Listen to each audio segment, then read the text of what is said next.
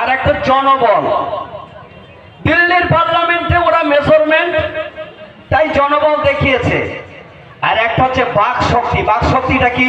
নারায়ে তাকবীর। এরকম দিলি তো তোমার নরেন্দ্র মোদী কালকিনি পালাবে আর এক্ষুনি চলে যাবে। নারায়ে তাকবীর, নারায়ে তাকবীর। নরেন্দ্র মোদী দূর হবে, নরেন্দ্র মোদী দূর হবে। অমিত শাহর কালা হাত ভেঙে দাও, গুড়িয়ে দাও।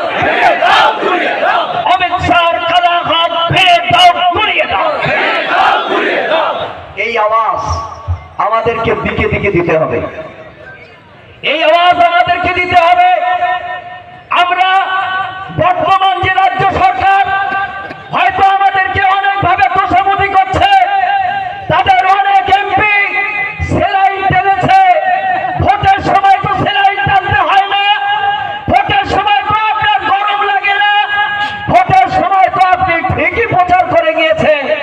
যেদিনে পার্লামেন্টে বিল পাস হচ্ছিল আপনারা সেলাইন টানছেন, কারোর ভাগ্নির জন্মদিন হচ্ছিল। এগুলো আমাদের খেয়াল রাখা দরকার, ঠিক না বেঠে? আমাদের পক্ষে যখনই কোন রকমের আওয়াজ আসে মুসলমানের বিপক্ষে, যখনই কোন রাঙানো চোখ দেখা হবে, মুসলমান একতাবদ্ধ ভাবেই আমরা লড়াই করব। এটা পারবো কি পারবো না?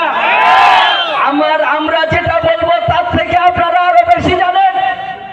গোটা ভারতবর্ষে ফেসবুক আর ইউটিউবে আপনাদের পকেটে পকেটে কোন নেতা কি বলছে, রাতের অন্ধকারে কি হচ্ছে, কোন জায়গায় প্রতিবাদ হচ্ছে, আমরা সবাই জানি।